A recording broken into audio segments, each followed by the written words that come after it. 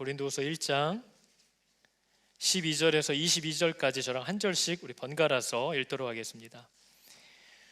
우리가 세상에서 특별히 너희에 대하여 하나님의 거룩함과 진실함으로 행하되 육체의 지혜로 하지 아니하고 하나님의 은혜로 행함은 우리 양심이 증언하는 바니 이것이 우리의 자랑이라.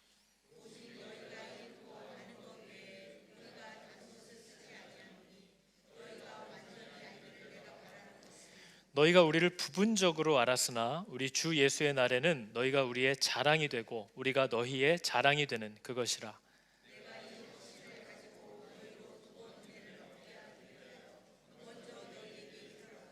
너희를 지나 마게도냐로 갔다가 다시 마게도냐에서 너희에게 가서 너희의 도움으로 유대로 가기를 계획하였으니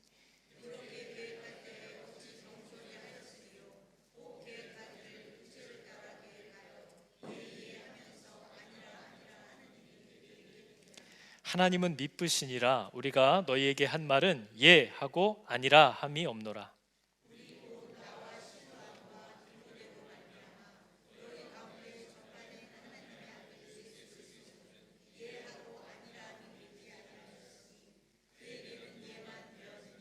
하나님의 약속은 얼마든지 그리스도 안에서 예가 되니 그런즉 그로 말미암아 우리가 아멘하여 하나님께 영광을 돌리게 되느니라.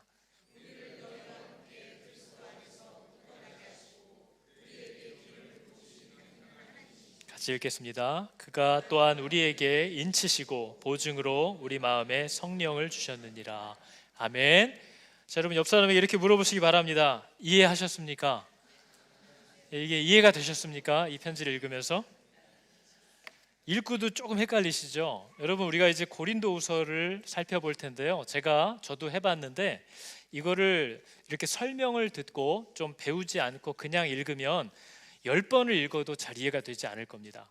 그래서 오늘 설명을 꼭 들으시고 말씀을 접하면 훨씬 이해가 빠르고 이게 지금 이렇게 흘러가고 있구나 하는 내용을 잘 이해하실 수가 있을 거예요. 여러분, 바울이 고린도에 편지를 보낼 때는요 총 13장으로 되어 있는데 저희처럼 이 매일 성경을 통해서 자기가 보낸 편지를 18번에 걸쳐서 나눠 읽을 거라고 바울은 상상을 하지 않았을 겁니다. 그래서 요만큼밖에 안 되거든요. 그래서 여러분, 이 고린도후서를 매일 성경만 가지고 18번 동안 나눠서 읽지 마시고 여러분 앉은 자리에서 그냥 읽으면 30분이면 다 읽습니다. 그래서 이것을 꼭 한번 오늘 말씀을 들으신 후에 가셔서 1장부터 13장까지 한 30분 정도만 시간을 내셔서 쭉 읽으시면 그 얘기가 맞구나 하는 것을 이제 감이 잡히실 수 있을 거예요. 그래서 몇 번을 읽어도 좋으니까 제발 이 짧은 편지를 쪼개서 읽지 마시고 한 번에 쭉 읽으시기를 바랍니다. 여러분, 고린도 전서와 고린도 후서가 있는데요, 이 책이 어떻게 다른가 하는 것을 간단히 얘기하면 고린도 전서는 바울이 고린도 교회에 이러이러한 문제가 있다라는 소식을 전해 듣고 그 문제들에 대한 지혜와 권면을 쭉 편지로 써서 보낸 편지입니다. 그래서 바울의 마음이 굉장히 안정적이고 격동되거나 하지 않고 굉장히 객관적인 시각으로 전해 들은 문제들에 대한 답을 쭉쭉쭉쭉 써서 보내준 것이기 때문에 절제되어 있고 굉장히 깔끔합니다. 질서도 잘 잡혀 있고. 그런데 고린도 후서는요, 그 고린도 교회와 바울 사이에 일어나고 있는 불화와 오해, 갈등에 대한 문제를 해소해야만 했기 때문에 쓴 편지입니다. 그래서 고린도 후서는 고린도 전서에 비해서 그렇진 않지만 엄밀히 말하면 객관적이기보다는 훨씬 더 바울의 주관적인 생각과 감정, 바울의 감정이 막 격동되는 것이 그대로 표현되어 있습니다. 그리고 좀 정리가 덜 돼 있는 것 같다라고 느낄 정도로 고린도 후서는 바울과 고린도 교회 간의 갈등과 틀어진 오해를 바울이 복음을 위하여 바로잡아야만 하는 상황을 만났기 때문에 쓴 책이다 하는 것을 이해하면 됩니다. 그럼 여러분, 우리가 궁금함은 고린도 교회가 바울이랑 왜 갈등을 빚을까 이런 생각이 들잖아요. 바울이 세운 교회인데. 근데 그 문제는 예루살렘에서부터 계속 바울을 쫓아다니는 가짜 사도들이 있어요. 그리고 사도들이지만 또 교사들이지만 바울을 시기하고 질투해서 계속 그 사람을 따라다니면서 오해를 만들어내고 비난하고 고린도 교회 안에서 자기들의 입지를 다지기 위해서 바울을 그 성도들의 마음에서 이렇게 이간질시켜서 밀어내려고 하는 사람들이 언제나 존재했다는 겁니다. 그래서 그 사람들이 바울에 대해서 하는 선동하는 말들을 듣고 고린도 성도들은 자꾸 중간에서 헷갈리는 거예요. 이 도대체 어디 쪽이 맞는 거야? 그런데 바울이 고린도서에서 그것을 굉장히 안타까워하면서도 분노하는 거죠. 그렇게 분별력이 없냐?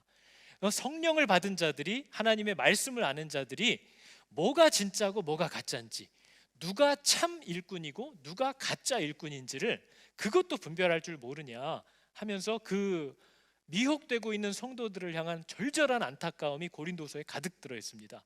그러면서 동시에 그 뒤에서 성도들의 마음을 붙잡고 사도와의 관계를 계속 이간질시키려고 하는 사람들, 그 악한 영에 휘둘리는 자들에 대한 바울의 굉장히 단호한 제압하는 그런 말씀의 내용들이 고린도 후서에 들어있는 내용입니다. 1장부터 9장까지는 그 미혹되는 성도들을 향한 호소와 교훈이고, 10장부터 마지막 13장까지는 그 악한 영에 휘둘리는 거짓 교사들과 사도들을 향한 경고와 그들을 제압하기 위한 말씀, 그들이 내뱉고 있는 거짓말들에 대한 해명과 대답, 이런 것들을 이제 담고 있는 거죠. 여러분, 사실 바울과 고린도 교회 가운데 생겨난 불화, 갈등은 뿌리가 되게 깊거든요. 바울은 갈 때마다 이것 때문에 어려움을 겪었어요. 바울이 어느 교회를 가든지 계속 그 따라다니면서 방해하는 사람들이 바울에게 시비를 거는 내용은 그겁니다. 제가 진짜 사도 맞아? 이거예요. 바울이 진짜 사도야? 우리가 저 사람을 진짜 하나님이 보낸 사도라고 인정할 수 있는 거야? 이걸 계속해서 의심했다는 거죠. 그래서 여러분, 바울은 그의 편지에 계속 자기가 왜 하나님이 인정하고 세우고 보내신 사도인지, 이 교회에 권위를 주신 지도자일 수 있는지를 계속 해명하는 그 일을 했었어야만 했어요. 바울은 그게 자신의 평생의 어려움이었던 거죠. 근데 여러분, 우리가 알다시피 고린도 전서를 보면 고린도 교회에 일어난 여러 가지 문제들 중에 심각한 건요, 이 가짜 교사들이 이 고린도 교회를 주관하게 권위를 주신 바울을 비롯한 여러 사도들과 성도들 간의 관계를 자꾸 이간질시키려고 한다는 겁니다. 그래서 하나님의 은혜와 보호하심을 받지 못하도록. 그래서 고린도 교회 같은 경우는 우리가 고린도 전서를 통해서 봤듯이 바울이 고린도 교회를 세운 후에 1년 반 후에 떠났는데, 그 바울 이후로 왔던 사도들이 있거든요. 우리가 잘 아는 게바, 베드로 사도도 지나갔고 아볼로 사도도 지나갔다는 거예요. 근데 이 미숙한 고린도 성도들이 그 바울 이후에 왔던 베드로나 게바와 아볼로 같은 이 선지자들, 이 사도들을 보면서 그들을 더 신뢰하고, 야, 이 사람들을 보니까 이 사람의 사역 스타일이 훨씬 우리가 마음에 든다 하고 바울보다 그 사람들의 스타일을 더 선호하고 편이 갈라지는 일이 생겼다 하는 게 우리가 고린도전서에서 살펴본 바거든요. 왜냐하면 여러분, 바울은 계속 사도성에 관하여 논란이 일어나는 인물인데, 잘 알다시피 베드로는 예수님의 가장 유력한 수제자로 이름이 나 있는 사람이기 때문에 고린도 교인들이 마음이 혹하는 거죠. 굉장히 유능하고 인정받는 사람인 거예요. 베드로는 유명한 자인 거죠. 그리고 아볼로 같은 경우는 굉장히 지적이고 세련된 강론을 하는 사람이었기 때문에 고린도 교회 안에서 자기 스스로를 소위 수준 높은 성도라고 착각하고 있는 사람들에게 있어서는 굉장히 그 마음이 매료되기 쉬운 스타일의 사도인 겁니다. 근데 이 사람들이 이렇게 지나가는데 사람들이 그 사람들을 이렇게 지켜보면서, 야, 저 사도가 진짜 사도다, 저래야 사역자지, 사역은 저렇게 하는 거지, 설교는 저렇게 해야 되는 거지 하면서 사람들의 편이 갈라지다 보니까 은사를 비교하면서 사람들의 우열을 나누다가 보니까 자연스럽게 바울에 대한 불평으로 이어지게 되었다는 거죠. 그게 지금 고린도 교회와 바울 간에 일어난 문제입니다. 이 교회가 바울을 신뢰하지 않는 거예요. 이것은 되게 심각한 문제예요. 왜냐하면 바울이 앞서 전한 복음까지도 그 사람들이 의심하게끔 만드는 일을 초래하기 때문이라는 거죠. 그래서 여러분, 우리가 고린도전서를 통해서 이미 확인했지만 바울은 그런 고린도 성도들에게 분명한 가르침을 줬습니다. 다양한 사도들이 있고 다양한 은사가 있다. 우리가 다 다르지만 우리 게바, 베드로나 아볼로나 나나 너희들에게 와서 은사를 따라서 누구는 심었고 누구는 물을 줬지만, 그걸 통해서 너희들 가운데 누군가 은혜를 받았다면 아볼로를 통해서 은혜를 받은 게 아니라 네가 은혜를 받고 성장할 수 있게 해주신 분은 하나님이시다. 걔는 심었고 나는 물 줬고 이렇게 다 우리 역할을 했지만 네가 그걸 통해서 은혜를 받았다면, 성장하고 있다면 그 역사는 하나님만 하시는 것이다. 그 사람이 하고 있는 것이 아니다 하는 것을 바울이 분명히 가르쳐 줬다는 거죠. 그래서 여러분, 저와 여러분도 이런 생각이 마음속에 굉장히 뿌리 박혀 있습니다. 내가 고등학교 때 혹은 내가 청년 때 한국에서 어떤 교회 어떤 목사님 밑에 있을 때도 진짜 내가 그때 신앙이 쑥쑥 자랐는데, 그 목사님이 최고인데, 그게 고린도 교회 성도들의 상황이었다는 거예요. 그러나 바울이 정확히 가르쳐 준 것은 그때 그 교회의 그 목사여서 가능한 게 아니라 너의 인생 가운데 하나님이 그곳으로 너를 인도하시고 그 분을 통하여 너를 자라게 하시고 깨닫게 하시고 성장하게 하시는 그 일을 한 분은 그 교회와 그 사역자가 아니라 하나님이시다. 그러니까 그 사람이 있고 없고의 문제는 너와 전혀 상관없다는 거예요. 은혜를 주는 분은 하나님이시고 하나님은 교회를 떠나지 않는다 하는 것을 바울이 가르쳐 주는 거죠. 하나님은 내가 탐탁하게 여기지 않는 사역자가 있다 하여서 나에게 은혜를 주시지 못하는 그 답답한 사역자 때문에 내가 은혜를 받을 수 없게 만드시는 하나님이 아니라는 거예요. 그 누구를 통해서도 은혜를 내가 받고 자라나고 있다면 그 일을 하시는 분은 오직 하나님이시다. 그러니까 사람들을 보면서 환호하고 어떤 사람들을 보면서 불평하고 사람들끼리 분쟁하는 그런 어리석은 행동을 멈춰라. 하나님은 누구를 통해서도 은혜를 주실 수 있고 아무리 날고기는 사람을 통해서도 네가 은혜를 받지 못하게 하실 수도 있는 분이다 하는 것을 바울이 고린도전서에 가르쳐 줬다는 거죠. 사람에게 주목하지 말고 모든 사람을 사용하여서 나를 자라게 하실 수도 있고 꺾으실 수도 있는 그 하나님이 언제나 이 교회에 함께 계시고 이 교회를 떠나지 않는다는 사실을 기억해라. 사람의 가고 오는 것, 또 어떤 사람의 탁월하고 부족한 것이 내가 은혜를 받지 못하는 걸림돌이 되는 줄로 착각하지 말라는 거예요. 하나님이 하신다 하는 것을 바울이 가르쳐 줬다는 거죠. 아마 이렇게 들어도 고린도 교인들도 긴가민가 했을 거예요. 저와 여러분들 중에도 그래도 여전히 그분이라면 하는 분들이 아마 있을 거예요. 이게 우리 가운데 사람에게 주목하는 그 모든 것을 통하여 일하시는 하나님께 주목하지 못하는 우리의 연약함이라는 거죠. 그걸 고린도전서에서 바울이 계속해서 가르쳐 줬어요.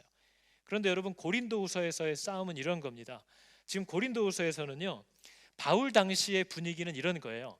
사람들이 자신의 능력을 스스로 PR해서 드러내서 자랑을 해가지고 다른 사람들의 인정을 받아서 세워지는 게 이 당시의 분위기예요.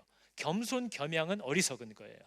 그래서 광장 같은 데서 서로 자신의 철학 혹은 자신이 가진 지식을 사람들에게 얘기하고 또 탁월한 자들의 이론을 이 사람이 아주 능숙하게 파하고 공격하는 것을 드러내면 사람들이 이 사람을 인정하는 거예요. 그럼 이 사람은 이제 유명해지고 사람들이 그 사람에게 돈을 지불하면서까지 그 사람의 말을 듣고 배우고 싶어하는 게 그 당시의 문화예요. 그러니까 고린도 교회에는요, 바울을 무시하면서 바울보다 더 탁월한 자신의 잘남과 강함과 능력을 성도들에게 은근히 어필하면서 상대적으로 바울을 계속 깎아내리는 사람들이 고린도 교회에 지금 들어와 있다는 거죠. 그래서 여러분, 고린도 후서의 가장 큰 복음의 신학적인 정수가 뭐냐면요, 바울이 자기들이 잘났고 탁월하고 강하다, 바울보다 뛰어나다라는 그 잘남을 가지고 고린도 교회에서 바울을 이렇게 눌러서 밀어내려고 하는 세력들을 향해서 바울이 하나님 앞에 인간이 한없이 나약해지는 것이 왜 복음의 탁월한 능력이 되는 것인지를 강력하게 전하고 있는 책이 고린도후서예요. 인간이 탁월해야만 하나님의 능력이 나타나는 게 아니라 인간의 약함과 연약함이 왜 복음을 더 강하게 드러내고 하나님을 더 완전하게 나타낼 수 있는 능력이 되는지를 강력하게 전하는 그 장엄한 복음의 메시지가 담겨 있는 책이 이제 고린도후서라는 거죠. 그러니까 성도들에게 묻는 거예요. 성도들은 와, 설교 되게 잘해. 와, 저 사람 정말 목회 잘해. 저 사람 정말 교육을 잘 시켜. 저 사람 정말 사람을 다루는 기술이 탁월해. 저 사람은 진짜 교사고 사도인가 봐. 그걸 기준으로 삼아서 사람들을 참 일꾼이냐 아니냐를 판단하고 있는데, 바울은 고린도후서에서 누가 하나님이 보내신 진실된 사역자인가, 그것을 어떻게 구별해야 되는가 하는 것을 가르쳐주고 있는 거죠. 바울보다 더 탁월한 자가 오니까 얘네가 진짜 참 사역자라고 금방 착각해버리는 성도들의 연약함을 향하여 바울이 얘기하고 있다는 거예요. 그래서 여러분, 고린도 교회는 우리가 알다시피 바울이 세운 여러 개의 교회 중에 바울을 제일 고통스럽게 하고 제일 괴롭혔던 교회가 고린도 교회입니다. 바울이 고린도라는 도시에 갔을 때 그가 기록한 내용을 보면 마음이 떨렸다 이렇게 표현을 해요. 고린도라는 지역의 그 음란함과 악함, 영적인 어두움이 그 도시에 도착했을 때 바울의 마음을 되게 힘들게 했다라고 얘기를 해요. 근데 바울이 그 고린도에 1년 반을 머물면서 사람들을 복음으로 가르쳐서 세운 교회가 고린도 교회입니다. 그런데 이 고린도 교회를 세워놓고 바울이 또 전도를 다니고 있는데 이 교회에 되게 심각한 문제들이 생겨났다라는 소식을 전해 들은 거예요. 그래서 바울이 두 번의 편지를 보내는데 첫 번째 편지는 사라졌고요, 유실됐고, 남아있는 두 번째 편지가 고린도 전서입니다. 그래서 이 고린도 전서를 보면 고린도 교회에 일어난 문제 중에 교리적인 문제, 왜 부활이 없다고 하는 자들이 있느냐 하는 것에 대한 바울의 권면이 있고, 신앙 윤리에 대해서 이혼, 도덕적인 타락, 음행을 하는 거, 성도들끼리 법적으로 막 소송을 한대요. 가난한 자를 돌아보지 않고 멸시한대요. 그리고 교회를 위한 하나님의 능력과 탤런트, 은사들을 하나님이 주셨는데 그걸 지들끼리 비교하면서 우열과 계급을 나누고 있대요. 이런 소식들을 바울이 듣고 그것에 대한 하나님의 주시는 충성된 마음을 가지고 그들에게 권면하고 조언했던 책이 고린도전서거든요. 그래서 여러분 읽어보시면 야, 정말 지혜롭다, 그리고 말이 정말 힘이 있다, 정말 권위가 있다, 이렇게 느껴지는 책이에요.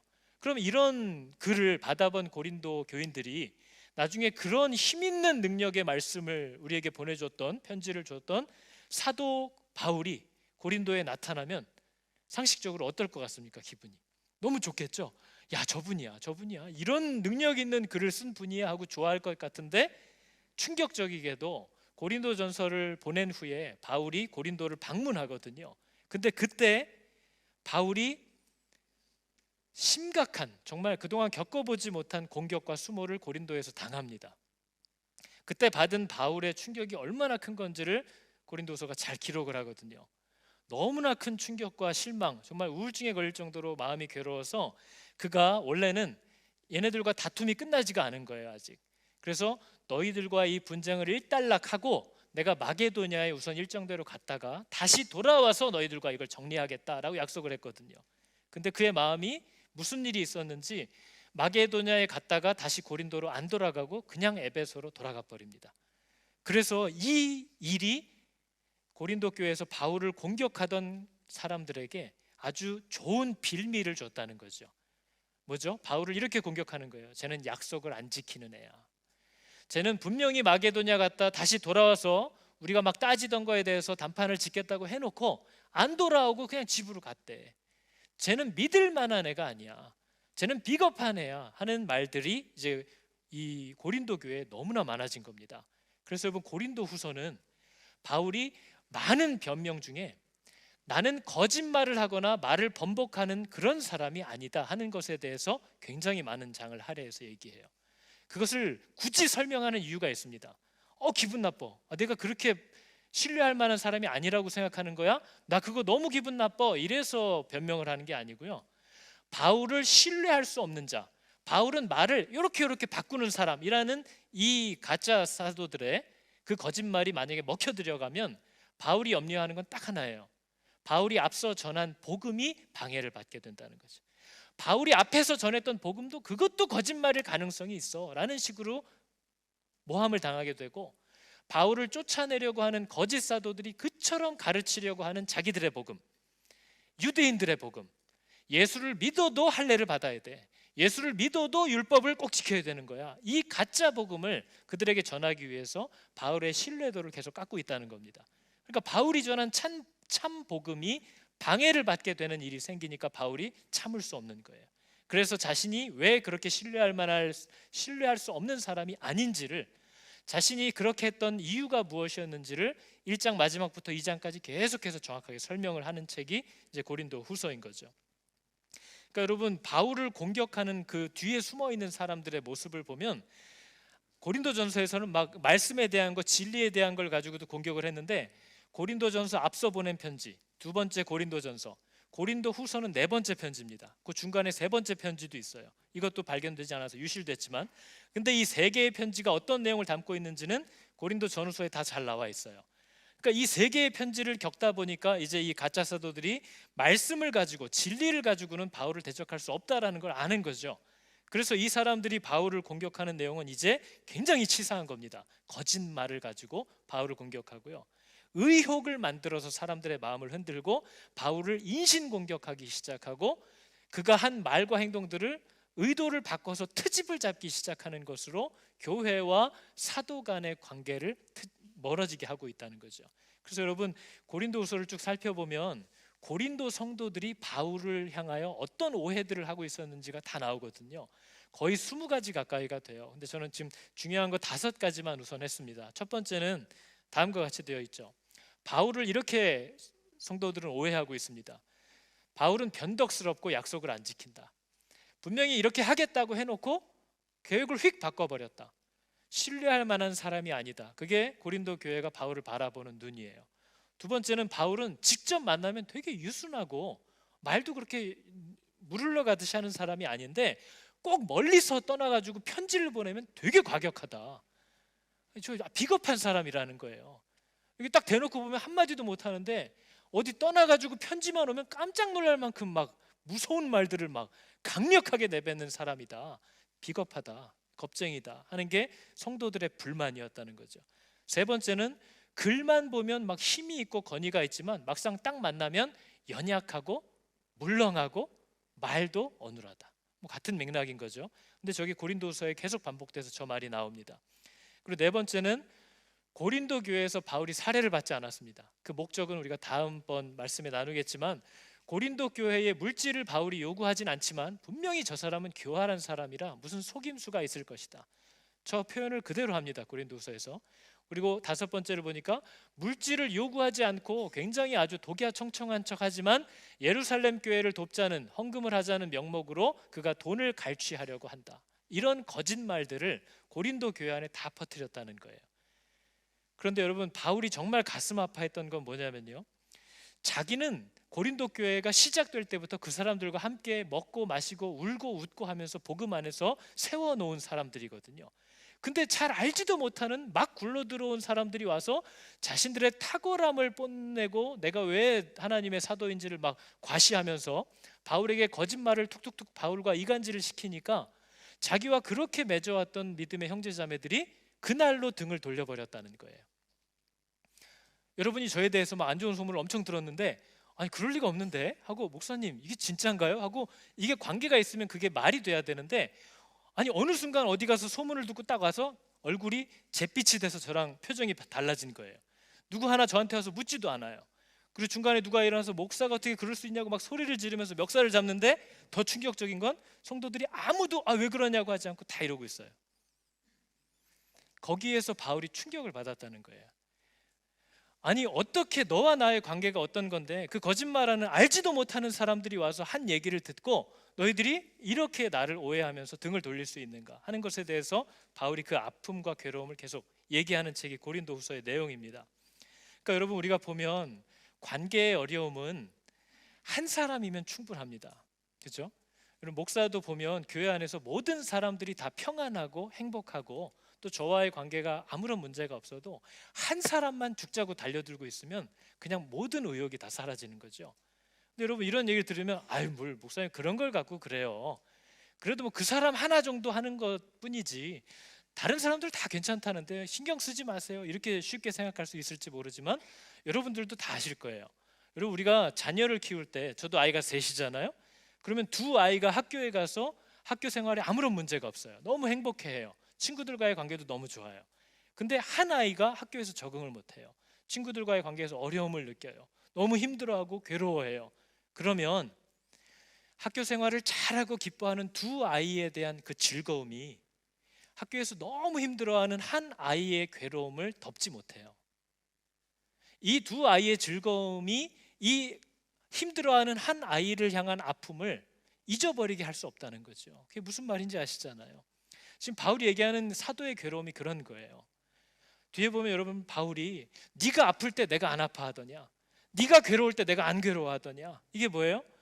자신이 겪는 아픔은 한 사람만 아파도 한 사람만 잘못되고 있어도 나는 기쁠 수가 없다는 거예요. 나는 즐거울 수가 없다. 나는 힘을 낼 수가 없다. 네가 연약해지면 나도 같이 약해지지 않더냐, 네가 획 자빠지니까 나도 같이 획 자빠지지 않더냐, 그만큼 너와 내가 하나가 되어 있지 않느냐, 그 얘기를 바울이 막 호소하고 있는 거죠.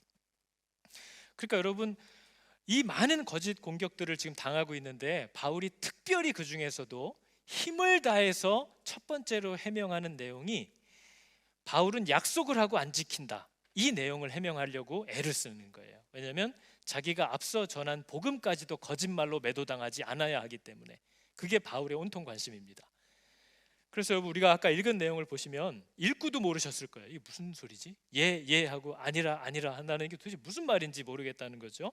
근데 여러분, 바울이 내가 마게도냐 갔다가 다시 와서 니네랑 담판을 지을게, 기다려봐 하고 갔단 말이에요. 근데 안 왔다는 거죠. 그리고 에베소로 돌아가 버렸다는 거예요. 그게 바울을 신뢰할 수 없는 사람이라고 공격하는 자들에게 아주 큰 빌미를 제공해 줬다는 거죠. 그래서 여러분, 바울이 정확하게 이렇게 해명을 합니다. 먼저 인정하는 거, 온다고 했는데 안 온 거 맞다. 내가 온다고 한 거 맞고 그런데 안 와서 약속을 어긴 거 맞다, 이 얘기를 하죠. 그런데 바울이 이 얘기를 하는 거예요. 우리 이 말씀이죠. 긴데 여러분, 하나씩 제가 설명하면서 볼 테니까 잘 따라오지 않으면 뭔 소리인지 평생 모릅니다. 또 내가 이런 식으로 계획을 할 때, 마게도냐 갔다 돌아온다고 계획을 했는데 돌아오지 못한 이런 일들을 계획을 할 때 어찌 경솔히 하였으리요. 혹 계획하기를 육체를 따라 계획하여, 그냥 내 맘대로 상황 따라서 되는 대로 막 계획하여서 예 하면서 그래 그렇게 할게 라고 해놓고 뒤에서는 안 가. 아이, 가지 말자. 안 갈 건데 얘네들이 하도 난리를 치니까 알아서 갈게 이렇게 얘기하고 뒤에 가서는 아니라 하는 일이, 그렇게 두 마음을 가지고 너네를 속이는 말을 하는 것, 뭔가를 약속하는 척하고 말을 획 번복해버리는 것, 그런 일이 내게 있겠느냐. 그러면서 하나님까지 끌어옵니다. 하나님은 미쁘시다라는 말은 신뢰할 만한 분이다. 내가 사랑하고 내가 속해 있는 하나님은 이런 거짓말하는 거 싫어하는 분이다. 그분은 신뢰할 만한 분이다.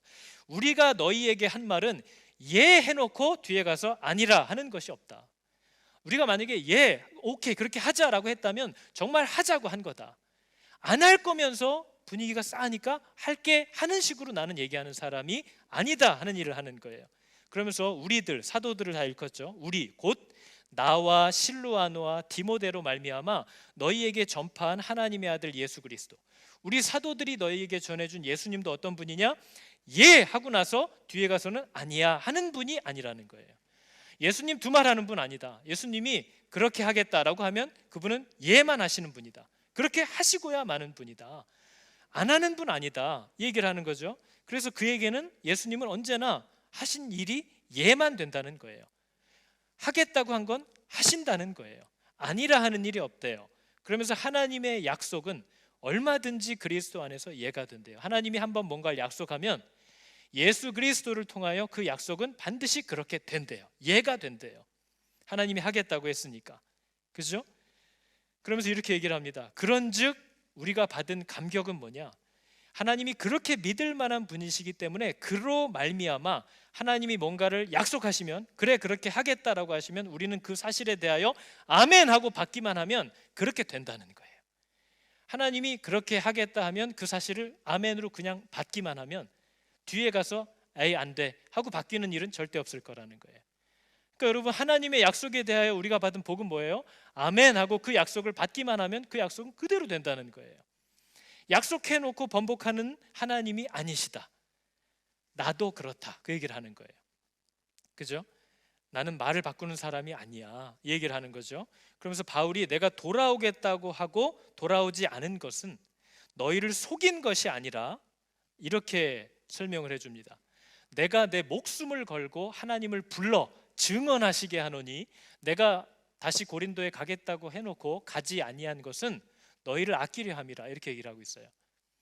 하나님의 인도함을 받는데 나는 가려고 했는데 너희에게 더 좋은, 고린도 교회에 더 복이 되고 유익한 길을 하나님이 제시하셨기 때문에 나는 너희들을 아끼고 너희에게 복이 되게 하기 위하여 거기에 순종했을 뿐이다고 얘기하는 거죠. 여러분, 이게 오늘날 교회에서도 되게 힘든 일입니다. 하나님이 살아계시다라는 것을 성도들은 다 고백해요. 믿는다고 해요. 그런데 하나님이 살아계신다는 것이 얼마나 불편한 일인지를 우리가 잘 모릅니다. 교회가 1년치 계획을 다 세워놨는데 하나님이 살아계셔서 중간에 어떤 일을 틀거나 바꾸시면 우리는 견디지 못하는 거죠. 그리고 그 일을 진행하는 사람들에게 꽂혀서 저 사람은 신뢰할 만하지 않고 이런 분노가 솟아나는 겁니다. 근데 물론 이걸 잘못 오용하면 굉장히 힘든 거죠. 그리고 교회들이 그동안 이런 일들을 성도들이 하나님의 이름으로 굉장히 막 써왔다는 거예요. 자기가 게을러서 안 해놓고, 자기가 깜빡하고 안 해놓고, 자기가 하다 보니까 하기 싫어져서 안 해놓고, 인샬라 주님의 뜻입니다 이러고 다닌다는 거죠. 그거는 하나님 앞에 절대 용납받지 못한다는 거예요. 근데 바울은 지금 계획을 바꾼 거 맞아. 그러나 자기는 하나님의 인도함을 따라서 그렇게 했다는 거예요. 그리고 나는 이것에 대하여, 내 양심에 대하여 얘기할 수 있고, 하나님과 그리스도를 내 앞에 불러놓고 그 앞에서도 얘기할 수 있다. 하나님이 그게 고린도 교회에 더 좋다고, 너희를 아끼는 길이라고 하셔서 그렇게 한 것이다 라는 것을 설명하고 있는 거죠. 여러분, 이게 말로 들으면 쉬운 것 같지만 막상 교회에서, 가정에서, 직장에서 이런 일들이 일어나면 정말 분통이 터지는 거죠. 아니, 그렇게 하기로 다 얘기해놓고 왜 이렇게 하는 거야? 그러나 우리는 이것을 정말로, 이 인도함을 우리가 받기를 원한다면 하나님을 두려워하는 마음 가운데 진실해야 한다는 거예요. 이것이 진정 성령의 인도함을 따라가는 것인지, 나를 변명하고 핑계하려는 것인지를, 그 사람은 속일 수 있지만 나 자신과 하나님은 속일 수 없다는 사실을 분명히 알고 얘기해야 한다는 거죠. 근데 적어도 바울이 그랬다는 거예요. 돌아오겠다고 했는데 약속을 지킬 수 없었던 것, 하나님이 나를 그렇게 이끄셨기 때문이다. 그게 고린도 교회에 더 복되다고 하셔서 그렇게 할 수밖에 없었다 하는 것을 얘기하는 겁니다. 그러면서 여기서 바울이 이런 것까지 얘기하는 거죠. 우리는 수많은 사람들처럼 하나님의 말씀을 혼잡하게 하지 아니한다. 우리는 어떤 사람들이 이런 얘기를 듣고 싶어 하는 것 같으면 하나님의 말씀을 가져가서 이런 식으로 해석하고, 이 사람들이 또 발끈하는 것 같으니까 이 사람들한테 가서는 그 똑같은 말씀을 또 이런 식으로 해석하고, 하나님의 말씀을 혼잡하게 소인배처럼 상황을 따라 내게 유리한 대로 사용하는 사람들이 아니다. 나는 순전함으로 하나님이 내게 주신 것을 그대로 하나님 앞에서와 그리스도 안에서 양심의 거리낌이 없이 그대로 전달하고 그대로 행동하려고 하는 사람이다 하는 걸 얘기하더라는 거예요. 여러분, 어떤 사람이, 어떤 성도가 너무 힘들어 보여서 저분 저 괜찮을까 걱정하고 있는데, 하나님이 이거 저 사람이 들으면 좀 상처가 될 것 같은데 이 말을 그래도 하래요. 그러면 바울은 눈치를 보지 않았다는 거예요. 그냥 어떻게 될지 모르겠지만 하나님이, 나는 왜 그걸 명하시는지 모르겠으나 하나님이 그걸 명하시니까 가서 한다는 거죠. 그러나 많은 사람들이 어떻게 하느냐, 이런 걸 얘기했다간 저 사람 상처받을 것 같은데, 혹은 화를 낼 것 같은데, 그럼 하나님이 가서 강으로 얘기하라고 하면 중 정도로 가서 얘기하는 거죠. 이게 하나님의 말씀을 혼잡하게 한다는 거예요. 하나님이 주신 대로 얘기하지 않고 그 사람의 반응과 이런 결과를 살피면서 자기들이 적당히 섞기 시작하는 거. 근데 바울은 뭘 분명히 얘기하죠? 자기는 순전하게 그대로 전했다. 자기는 어떤 것도 타협하거나 사람들의 눈치를 보지 않았다. 여러분, 바울이 모를까요? 고린도 교회가 자기를 그렇게 신뢰하지 않는데 가겠다고 약속 고린도 전서에 다 써놓고 마게도냐에 갔다가 안 돌아가고 에베소로 그냥 도망가 버리면 그 사람들이 보기에는 더 신뢰할 수 없는 사람의 낙인이 찍힌다는 걸 바울이 모르지 않겠죠. 그러나 바울은 정말 사람들이 아닌 하나님과 그리스도 안에서 그분이 명하시는 대로 움직이려고 했다, 이것을 얘기하더라는 거예요. 그죠? 하나님의 말씀과 성령의 인도하시는 것을, 왜 하나님은 살아계시니까 난 누구의 눈치도 살피지 않고 그대로 따르고 그대로 말했노라, 이 얘기를 하는 거죠. 여러분, 고린도후서를 이제 집에 가서 읽어보실 때 고린도후서의 내용을 보면요, 성도들 뒤에 숨어서 이 권위를 하나님이 주신 리더십과 관계를 계속 이간질시키려고 하는 악한 세력들을 향해서는 바울이 굉장히 날카로운 칼을 딱딱 휘둘러요. 그런데 여러분, 감동적인 건 그런 악한 세력들에게 어리석고 우매하게 막 휘둘려서 자기들을 그렇게 아끼고 사랑하는 아버지와 같고 정말 참 선생이고 사도인 바울의 마음에 계속 상처를 주고 있는 이 성도들을 향해서는 바울의 애절함과 사랑이 식지를 않습니다. 저는 이걸 보면서 못할 것 같은 거예요.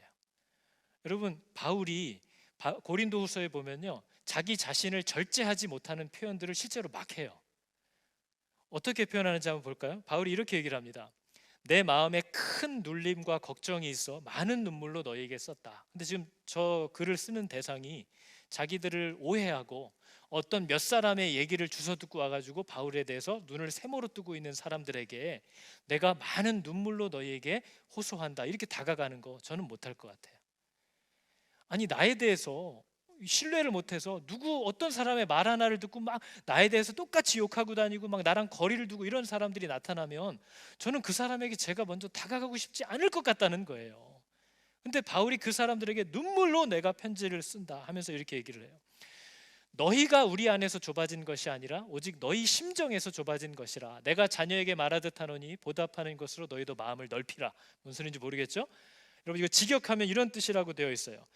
우리가 너에게 애정을 주지 않은 것이 아니라 너희가 우리에게 애정을 주지 않는 것이다. 보답하는 의미로 너도 나를 사랑하는 마음을 좀 가져라 이 얘기를 하는 거죠. 너무 바울을 미워하는 거예요. 그럼 여러분 저도 안 보고 싶을 것 같아요. 근데 그 사람한테 계속 다가가면서 내가 너를 사랑 안 하는 게 아니라 네가 나한테 사랑을 안 준다. 네가 나한테 신뢰를 주지 않는다. 네 마음을 좀 넓혀다오. 나를 향한 사랑을 너도 좀 가져다오 하면서 다가간다는 거예요. 저는 못할 것 같아요. 지금 네 번째 얘기했죠. 제가 못한다는 사실을 알고 계시기 바랍니다. 너무 어려울 것 같은 거예요. 그러면서 이렇게 얘기합니다. 바울이 잘 안 쓰는 표현이에요, 여러분. 원하건대 너희는 나의 좀 어리석은 것을 용납하라. 청하건대 나를 용납하라. 말리지 마. 내가 좀 이상한 짓 할 건데 이해해라. 이런 얘기인 거죠. 바울이 무슨 말을 하려는 거죠? 내가 이제 말하는 것은 주를 따라 하는 말이 아니래요. 지금 내가 성령을 의지하여서 주님이 내게 주시는 그 길을 따라서 얘기하는 게 아니라 어리석은 자와 같이 기탄 없이 자랑하노라. 여러 사람이 니네들이 막 하여튼 니네 잘났다고, 자기가 탁월하다고, 이 바울은 신뢰할 만한 사람이 아니라고 하도 무시하니까 처음에는 계속 그걸 견뎠는데 고린도 성도들이 어리석게 그 사람을 자꾸 따라가는 거예요. 그러니까 말리지 마라. 이제 이거는 내가 성령의 인도함을 받아서 하는 말 아니야. 나도 쟤네들 같이 어리석은 자처럼 기탄 없이 아무렇게나 말하겠다. 니네들이 육신을 따라 막 자랑하니 나도 한번 자랑해 보겠다 하면서 바울이 막 토해내는 그 울분이 여러분 우리가 잘 아는 너무나 유명한 고린도후서의 말씀이에요. 뭐라고 얘기하죠? 어떤 대단한 사도라도 다 데리고 와봐라. 나도 어떤 지극히 큰 사도를 내 옆에 갖다 놔도 나도 그 사람이랑 하나도 다르지 않다. 그리고 뭐예요? 너만 히브리인이냐? 나도 히브리인이다. 너만 이스라엘 사람이냐? 나도 이스라엘 사람이다. 너만 아브라함의 후손이냐? 나도 아브라함의 후손이다. 너만 그리스도의 일꾼이냐?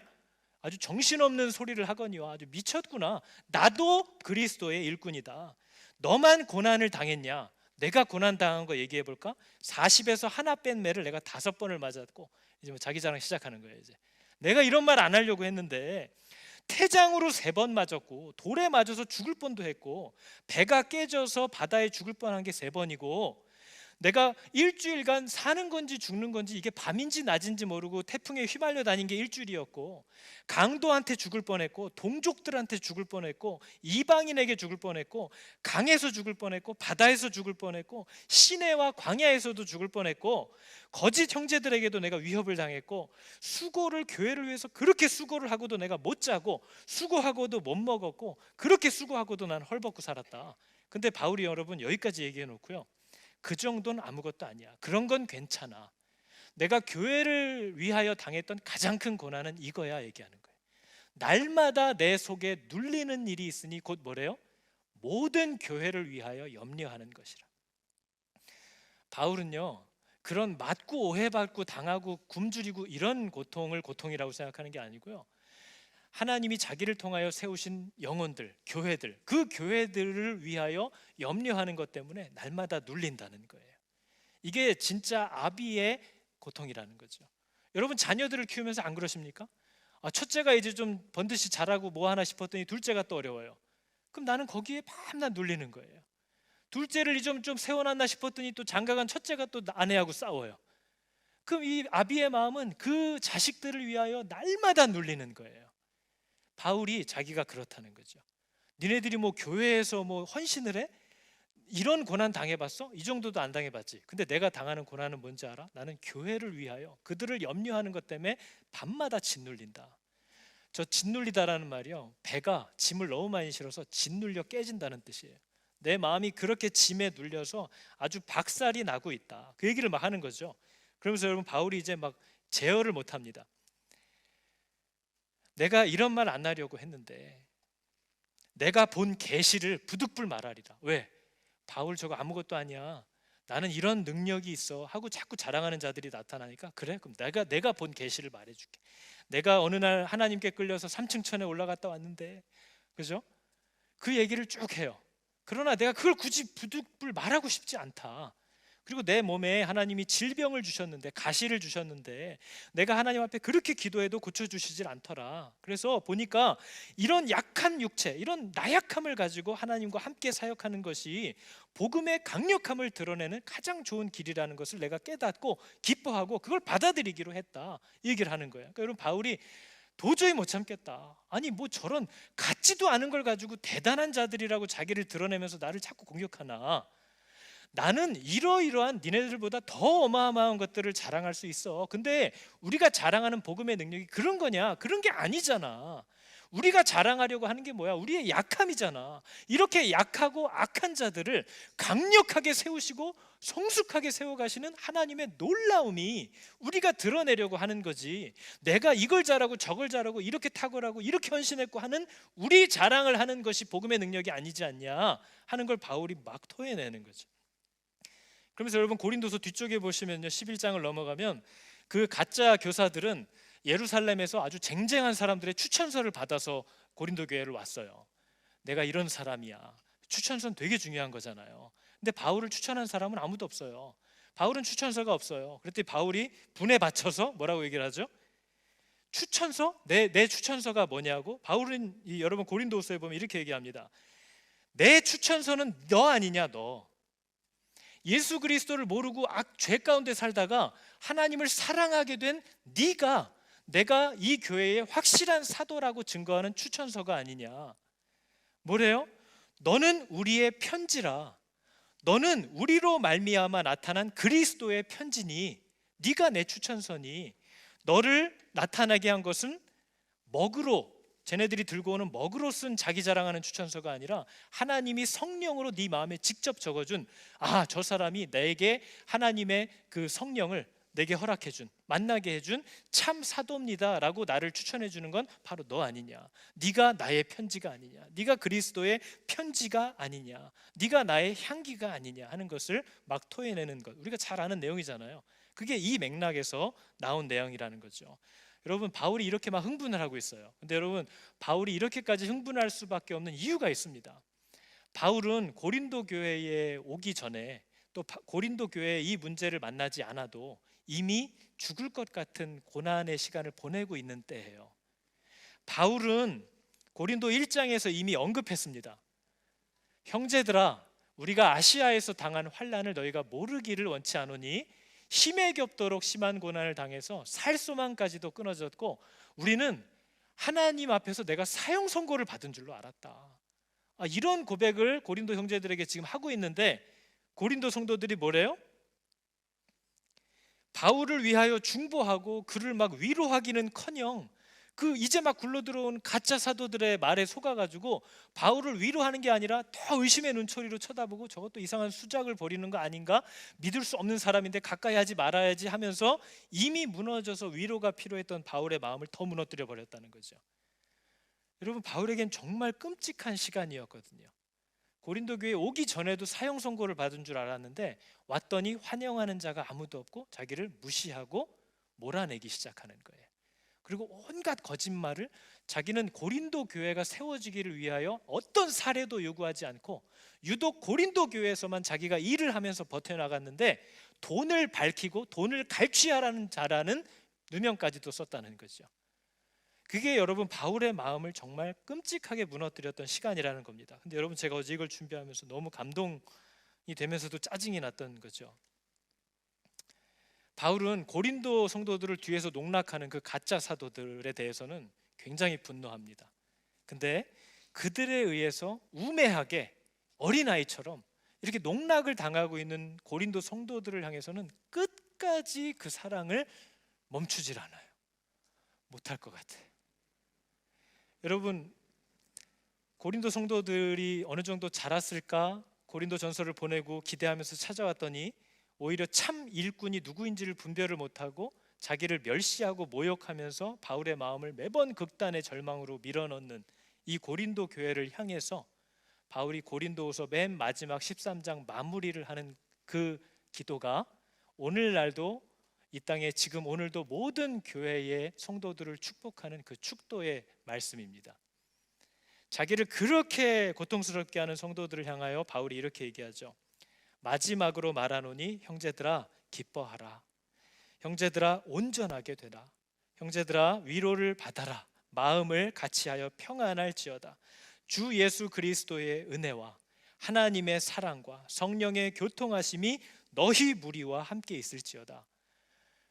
저 같으면 야 이놈들아 그냥 하나님이 그냥 불을 내렸으면 좋겠다 막 이래야 되는데 그 연약한 자녀들을 향하여 밤낮 마음의 근심으로 눌리는 바울이 그 뒤에서 농간질을 하는 자들을 향하여서는 매섭게 질책을 하지만 이 뭐가 뭔지 몰라서 사리분별 못하고 진짜야? 아니야? 이러고 헷갈리고 오히려 참 일꾼들을 핍박하고 서운하게 만드는 사람들을 향하여서 형제들아 기쁨을 주시기를 원한다. 하나님이 너희를 온전케 해주시기를 원한다. 하나님이 너희의 마음을 위로해 주시기를 원한다. 마음을 같이하게 하시고 평안 주시기를 원한다. 나는 예수 그리스도의 풍성한 은혜가 너희와 함께 있기를 원한다. 하나님의 크신 사랑이 너희 무리와 함께 있기를 원한다. 성령의 충만한 교통이 이 고린도 교회 너희 모든 성도들 위해 가득하기를 원한다 하고 축복하더라는 거죠. 이게 참 일꾼의 증거라는 겁니다. 탁월함과 능력이 아니라 약한 데서도 하나님을 향하여 목숨으로 순종하려고 하고 맡겨진 양무리를 주장하려 하지 않고 그들을 섬기는 자로 끝까지 사랑하려는 그 자세와 태도가 그가 바로 하나님이 그 교회를 맡긴 권위자라는 증거라는 것을 바울이 얘기하는 거죠. 여러분 고린도후서 요만큼이에요. 가셔서 꼭 한 번에 읽으시기 바랍니다. 18조각으로 조사서 읽지 마세요. 무슨 내용인지 몰라요. 막 채 썰어서 읽으시면 안 돼요. 그냥 쭉 읽으시면 이거 그때 아까 얘기했던 내용 나오는구나 하면서 쭉 얘기가 이해가 되실 거예요. 여러분 이런 교회를 향한 사무치는 사랑이 저 여러분 안에도 풍성히 부어질 수 있기를 축복합니다. 우리 시간 같이 찬양할 텐데요. 우리가 잘 아는 찬양입니다. 바울의 마음을 잘 대변하는 것 같은 가사인 거죠. 주님이 나의 모습을 보고 계십니다. 내 마음이 상했다는 것도 하나님이 보고 계십니다. 주님이 내가 눈물을 흘리는 것도 알고 혼자 있을 때 괴로워하던 것도 하나님이 아십니다. 어느 땅을 가도 내가 세운 교회들을 찾아가도 믿음의 형제자매라고 생각했던 자들을 발견해서 찾아가도 나를 다 대적하고 이렇게 오해하고 거짓말하고 밀어내지만 자기의 인기를 위해서 자기의 입지를 위해서 자기의 더 오름을 나타내기 위해서 자기를 두각을 나타내기 위해서 참 일꾼들을 경멸하고 모함하고 거짓말하는 자들이 늘 내 앞에 즐비해 있지만 세상의 모든 소망이 다 사라져도 주의 사랑은 끝이 없으니 하나님이 내게 그래 그렇게 할게 라고 하신 것은 내가 아멘으로 받아들이면 반드시 그렇게 될 거니까 살아가는 이 모든 순간이 나는 다 은혜라는 것을 고백할 수 있다 하는 거죠. 여러분 이런 바울의 마음을 가지고 교회 안에서 어린아이와 같은 싸움을 멈추시기를 바랍니다. 누가 더 크냐를 가지고 입지를 다지려는 경쟁을 하지 말고 하나님이 교회에 주신 질서와 권위에 복종하듯이 순종하는 은혜가 있기를, 그런 부드러운 마음이 있기를 원합니다. 내 무리와 내 팔을 만들어서 싸우려고 하지 말고 자신의 오름을 나타내려고 하지 말고 자신을 죽이고 낮춤으로 하나님이 교회 안에 주신 어리석음과 연약함의 권세들 위에 성령을 신뢰함으로 마음을 같이 할 수 있는 그런 은혜가 우리가 우리 교회 가운데 나타날 수 있기를 축복합니다. 같이 기도하겠습니다. 찬양하겠습니다. 주 나의 모습 보내 상한 나의 마음 보시네.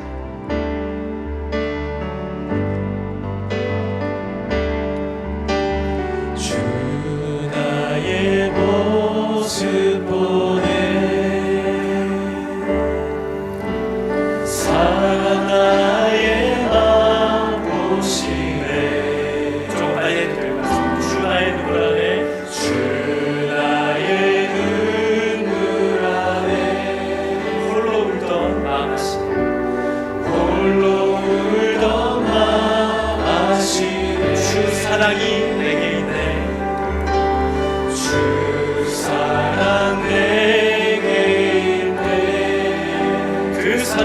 되시네 그 사랑이 나를 채우네 주 내게 있네 그대로 날 세우네 그대로 날 세우네 세상 소망 다 사라져도 세상 소망 다 사라져가도 주의 사랑은 끝이 없으니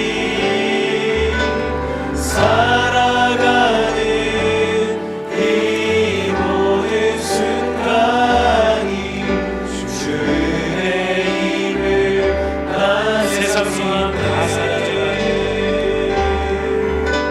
세상 소망 다 사라져가 주의 사랑은 끝이 없으니 살아가는 이 모든 순간이 주의 힘을 세상 소망 다 사라져가도 주의 사랑은 끝이 없으니 세상 소망 다 사라져가도 주의 사랑은 끝이 없으니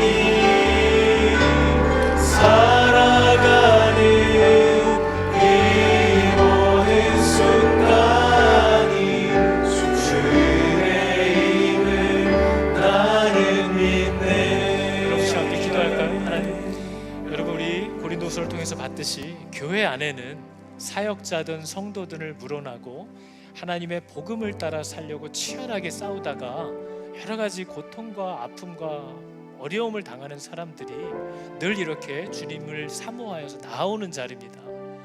여기는 내 자리와 내 입지를 다지는 곳이 아니에요. 내가 하고 싶은 내 꿈을 펼치는 자리가 아닙니다. 내 사람을 만드는 자리도 아니에요. 여기는 우리가 세상에서 가정에서 하나님의 말씀을 따라 치열하게 싸우다가 너덜너덜해진 사람들이 성령의 은혜와 위로를 사모하면서 나아오는 곳이에요. 여기서 자기의 나라와 왕국과 사람들을 만들려고 하지 말고 서로 돌아보아 위로하고 격려하고 공급하고 채우는 그런 복된 교회가 거기에 집중할 수 있는 교회가 될 수 있기를 축복합니다. 우리 하나님 앞에 이 시간 기도할 때 하나님 내 안에 있는 모든 악함과 어리석고 허탄한 세상 자랑과 계획들을 다 몰아내 주시고 오직 하나님의 말씀대로 살아가려는 자들을 위로하고 격려하고 권면하고 같이 울어주고 같이 기뻐할 수 있는 그런 공동체의 그런 은혜와 예배의 자리가 될 수 있도록 하나님 함께하여 주십시오. 교회 안에서 무엇을 하기보다는 이곳에서 하나님을 온전히 알고 하나님을 붙잡고 각자의 자리로 나아가 빛과 소금으로 힘있게 사는 그런 성도의 그런 교회가 될 수 있도록 하나님 우리를 고쳐주시고 만져주시옵소서. 시간 함께 기도하겠습니다. 하나님 교회가 교회됨을 잃어가고 교회가 어리석은 모든 질서와 규범과 전통과 습관에 사로잡혀서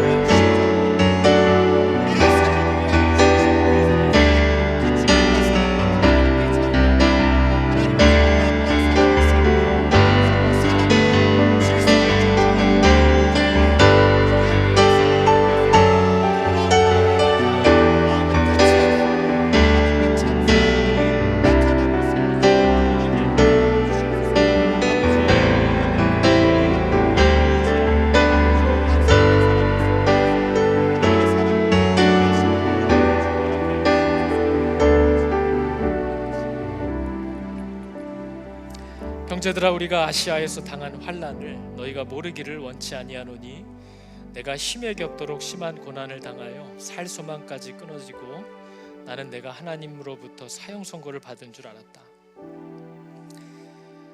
마음이 무너진 자들, 죄를 따라 살다가 고통받는 자들이 아닌 하나님과 함께 사는 삶을 위하여 힘있게 달려가다가 세상에 또 믿는 자들에게 부딪혀서 마음이 치여 무너져버린 사람들을 위로하고 돌아보고 중보하고 살피고 공급할 수 있는 그런 건강한 공동체가 되게 도와주십시오.